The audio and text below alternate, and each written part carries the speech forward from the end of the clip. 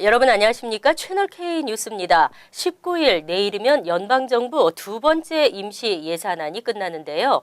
하원이 임시 지출안을 발의했지만 민주공화 이견은 좁혀지지 않고 있습니다. 셧다운 위기가 고조되고 있습니다. 연방의회는 다카 등 이민정책과 오바마 케어에 대한 의견을 맞추지 못하면서 정상적인 예산안을 도출해내지 못하고 있습니다. 두 번째 마련한 잠정 예산안도 19일로 시한이 임박한 가운데 18일 하원 공화당은 세 번째 임시 예산안을 마련했습니다. 2월 16일까지 정부 운영을 지속시키는 이 임시 예산안에는 민주당이 요구하는 드리머 구제안이 제외됐고 공화당 보수파인 프리덤 코커스가 요구하는 국경장벽 건설 예산 지원 계획도 포함되지 않았습니다. 차일드 헬스 플랜 프로그램에 대한 예산 지원을 6년 동안 연장하는 방안은 포함됐습니다. 민주당은 다카 수혜자 구제 법안을 요구하고 있고 공화당과 트럼프 행정부는 국경장벽 건설 예산과 가족이민 축소 등 강경 이민 정책을 요구하면서 이견을 보이고 있습니다. 이번 임시 예산안은 하원을 통과한다 해도 상원에서의 통과 가능성이 낮은 것으로 알려졌습니다. 최종 협상이 어떻게 진행될지 주목되고 있는 가운데 트럼프 대통령의 거지 속을 발언의 여파는 여야 협상에도 영향을 주고 있습니다. 한편 예산안 시한이 만료돼 예산 집행이 중지되면 정부 서비스는 곧바로 중지되고 공공시설은 문을 닫으며 공무원들은 무급 휴가를 떠나야 합니다. 5만 $1,000 이상 심각한 수준으로 세금을 체납한 납세자에게 여권 발급이 제한됩니다. 체납에 대한 합리적 이유가 있는 경우는 규정에서 제외됩니다. IRS는 심각한 수준의 체납 세금이 있는 납세자의 여권 사용에 제한을 두기로 했습니다. 심각한 수준이란 벌금과 이자를 포함해 5만 $1,000 이상의 세금 체납을 의미하며 이 같은 방침은 이달 내로 시행할 예정입니다. 이는 2015년 12월 제정된 미국 지상교통 개선법에 따른 것으로 IRS는 고액의 체납 세금이 있는 납세자의 명단을 국무부에 고지해야 하며 국무부는 이를 토대로 여권 발급이나 갱신을 불허할 수 있고 경우에 따라서는 여권을 말소시킬 수도 있습니다. IRS는 체납 납세자들을 대상으로 늦기 전에 세금을 완납하거나 IRS와 분할 납부 일정에 합의할 것을 권고했습니다. 체납 세금 분납은 IRS가 승인하면 최대 72개월까지 가능합니다. 다만 납세자가 파산 상태 등 어려운 경제 상태이거나 세금 관련 신분 도용으로 피해를 입은 경우에는 고액 세금 체납이 있더라도 여권 발급 제한 대상이 되지 않습니다.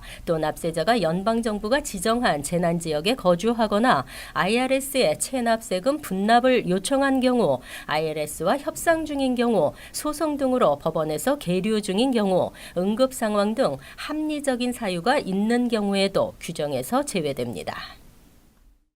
뉴욕시 프리킨더가든의 이원 언어반이 확대됐습니다. 하지만 한국어 이원 언어반은 또 제외됐습니다. 뉴욕시는 올 가을 학기부터 프리K 이원 언어반 33개를 추가해 총 63개의 이원 언어반을 운영하기로 했습니다. 대부분은 스페인어 이원 언어반이지만 이번에는 특히 러시아어, 벵갈어 이원 언어반이 처음 개설돼 관심을 모으고 있습니다. 지역별로는 맨해튼에 가장 많은 11개 프로그램이 신설되고 브루클린 9개, 퀸즈 6개, 브롱스 5개, 스테튼 아일랜드 2개 순입니다. 퀸즈 지역은 기존에 운영되는 프리K 이원 언어 프로그램까지 합쳐 총 11개로 늘어납니다. 이중 언어반은 영어가 미숙한 학생들의 영어 능력을 향상시켜 일반 클래스에 적응하도록 하는 것이지만 이원 언어반은 정규 과목 수업을 영어와 타겟 외국어로 함께 진행합니다. 영어가 모국어인 학생도 최근에는 외국어 학습 열풍으로 스페인어나 중국어 이원 언어반을 선택하고 있습니다. 한류 열풍을 타고 한국어도 인기지만 이번 이원 언어 확대에 한국어는 제외됐습니다. 지역 정치인과 시 교육부 관계 부서 직원들과의 한국어 이원 언어반 확대 논의가 수년째 이어지고 있지만 결실을 맺지 못하고 있습니다. 한국어 이원 언어반은 퀸즈 PS32Q 초등학교에서 유일하게 운영되고 있습니다. 뉴저지 한인상록회가 차기 회장 선출을 앞두고 갈등을 빚고 있습니다. 비상대책위원회는 권영진 회장이 임기 중 사용한 건축기금을 원상 복구해달라고 요구했고 권 회장은 절차에 따라 진행된 일이라고 반박했습니다. 보도에 지한샘 기자입니다. 뉴저지 한인상록회의 갈등이 심화되고 있습니다. 주옥근 전상복 공동위원장과 일부 회원들로 구성된 비상대책위원회는 오늘 기자회견을 열고 지난 2년간 상록회를 총체적 난국으로 빠뜨렸다고 주장하며 권영진 회장을 비난했습니다. 비대위는 상록회관 건립을 목적으로 소망교회에 예치한 6만 불은 상록회관 건축 이외 용도로는 사용할 수 없다고 명시되어 있는데도 불구하고 이사회 승인 없이 사용한 책임을 묻고 회관 건축 기금을 원상복귀할 것을 주장했습니다. 비대위는 또 이사회와 협의 없이 상록회가 감당하기 힘든 비용의 파인플라자로 회관을 이전하는 등 권 회장의 독단적인 운영에 의해 상록회 내 갈등이 심화되고 있다고 말했습니다. 권영진 회장의 반성 없는 강경한 태도와 권영진 회장 스스로 이 문제를 언론에 노출하였다. 불가피하게 기자회견을 하게 되었음을 이해해 주시기.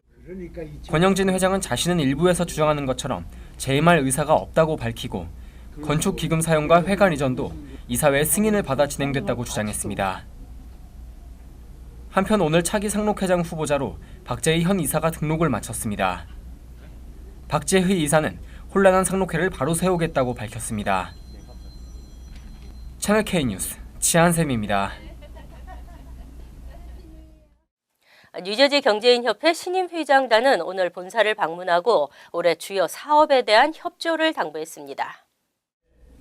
제18대 뉴저지 경제인협회 회장에 취임한 이학수 회장은 올해 최우선 목표로 회원 간 네트워킹 강화를 꼽았습니다. 자주 뵙고 자주 만나서 서로 간에 정보 교환도 하면서 상호 사업하시는데 윈윈이 될 수 있도록 노력하는 것을 제가 첫째 목표로 삼았고 저희 회원들이 비즈니스 하시는데 더 도움이 될 수 있는 것을 도와드는 제가 중간에 가교 역할을 하면서 그분들이 더 클 수 있도록 소위 개발을 해서 더 클 수 있도록 하는 것을 도와드리는 게 제 두 번째 작은 목표입니다.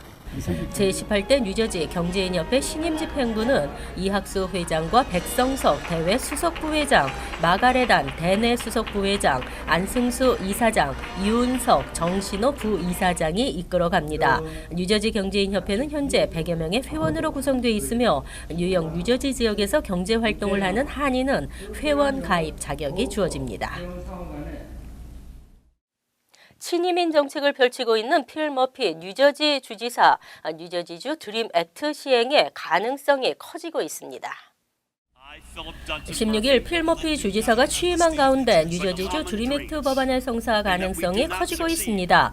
머피 주지사는 후보 시절 주내 고교를 졸업한 불체 학생들에게 주정부 학자금 보조 신청 자격까지 부여하겠다는 구상을 밝힌 바 있습니다. 현재 시행되고 있는 학자금 균등법에는 불체 학생에게 학자금 보조 자격을 부여하는 내용이 제외돼 반쪽짜리라는 비판을 받고 있습니다. 불체 학생에게 학비 보조 신청 자격을 부여하는 법안은 공화당인 크리스티 전 주지사가 반대하면서 현실화되지 못했습니다. 하지만 친이민 성향의 민주당 머피 주지사가 당선되면서 드림 액트 성사에 기대를 높이고 있습니다. 뉴욕에서는 주 상원을 장악한 공화당의 반대로 드림 액트가 번번이 현실화되지 못하고 있지만 뉴저지는 주 상하원 모두 민주당이 다수를 이루고 있어 머피 주지사의 추진 의지에 따라 성사 가능성이 충분하다는 전망입니다.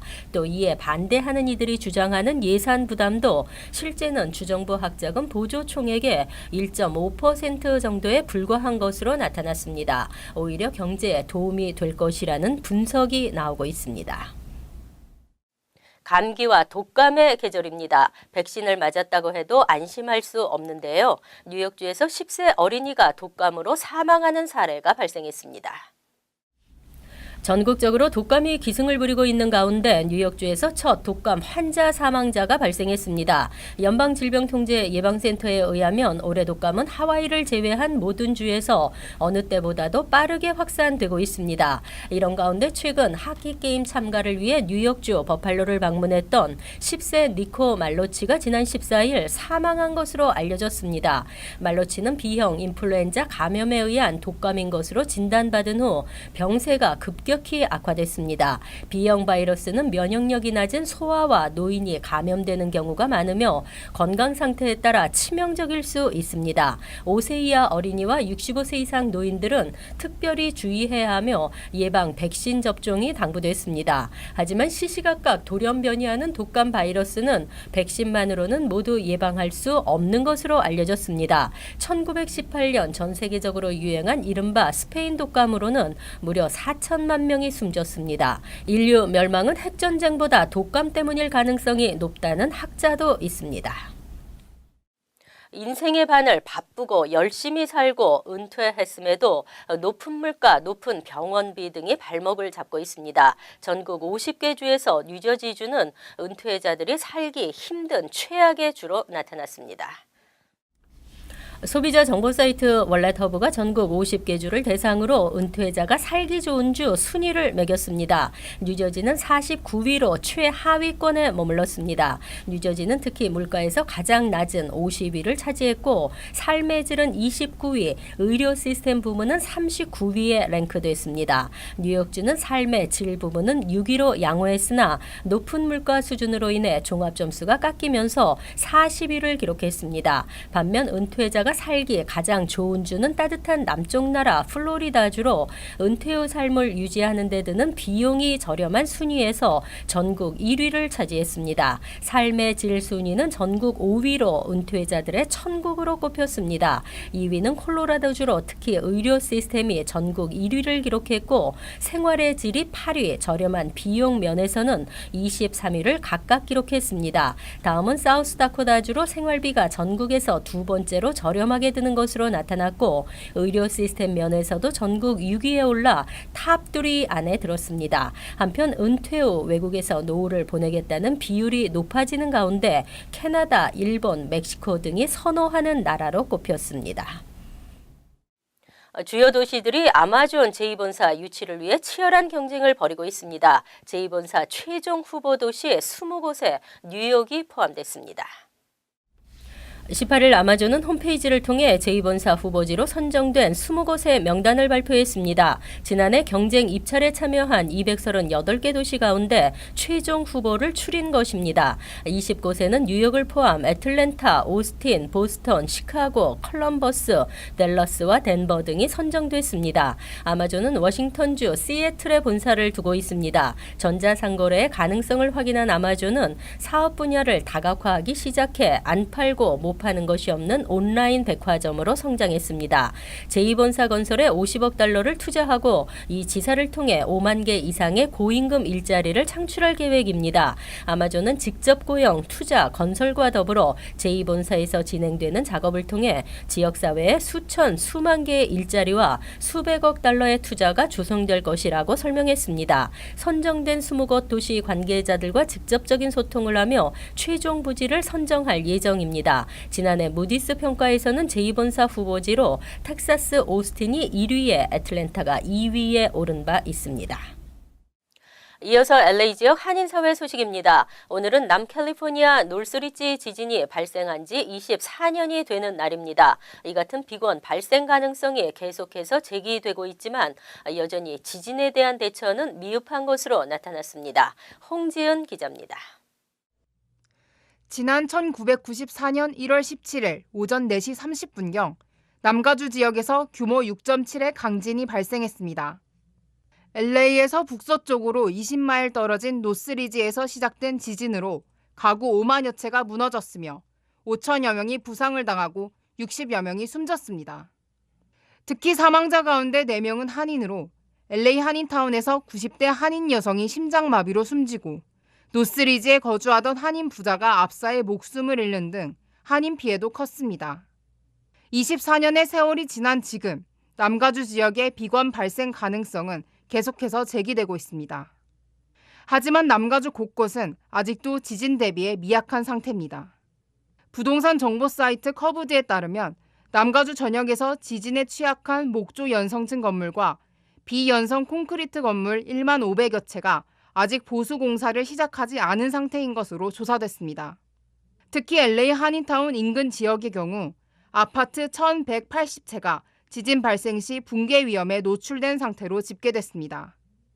LA시 당국은 지난 2015년 건물주들에게 지진 보수 공사를 진행할 것을 지시하는 등 지속적으로 지진 대비책을 추진하고 있지만 비건을 대비하기엔 역부족이란 평가를 받고 있습니다. 한편 전문가들은 30년 이내에 노스리지 강진 이상의 비건이 LA에 일어날 것으로 전망하면서 인명피해와 재산피해를 최소화시키기 위한 당국 차원의 더 확실한 대책 마련이 시급하다고 강조합니다. MBC 뉴스 홍지은입니다. LA시가 환경 문제를 해결하기 위한 프로젝트의 일환으로 비닐봉지에 이어 이번에는 플라스틱 빨대에 대한 사용 제한에 나섰습니다. LA시 의원은 오늘 재활용이 힘든 쓰레기를 줄이기 위해 업체들의 플라스틱 빨대 제공을 제한하는 내용의 조례안을 발의했습니다. 조례안에 따르면 패스트푸드점을 제외한 모든 음식점들은 고객이 플라스틱 빨대를 요구하는 경우를 제외하고 의무적인 빨대 제공이 금지됩니다. 다만 친환경 소재로 제작된 빨대는 제재 대상에서 제외됩니다.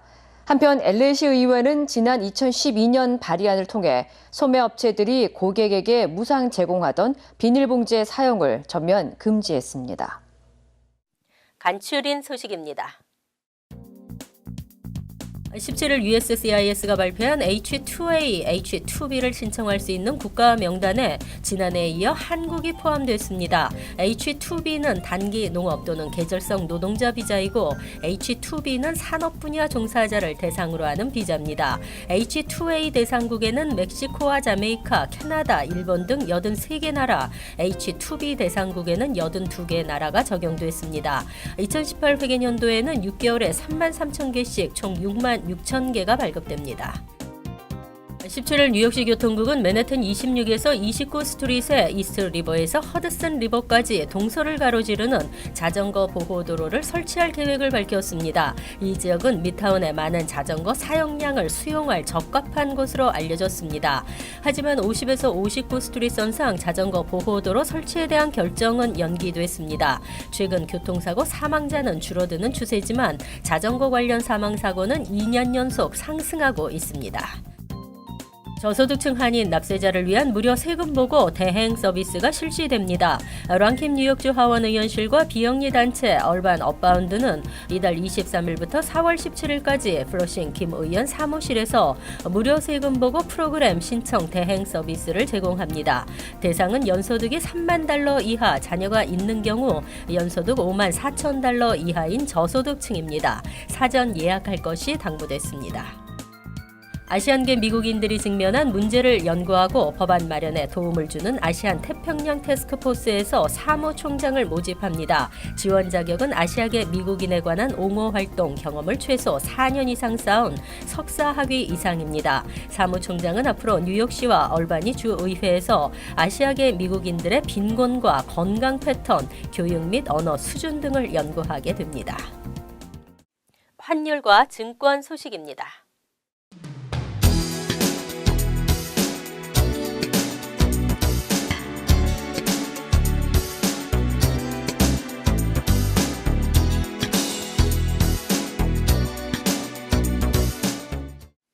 이어서 날씨입니다. 금요일은 대체로 맑은 날씨에 춥지 않겠습니다. 낮 최고 기온은 38도, 섭씨 3도, 밤 최저 기온은 32도, 섭씨 0도로 예상됩니다. 토요일은 포근하면서 화창한 날씨를 보이겠습니다. 일요일도 춥지 않은 날씨에 가끔 구름이 끼겠습니다. 이상으로 채널K 뉴스를 마칩니다. 채널K와 함께 편안한 하루 되시기 바랍니다.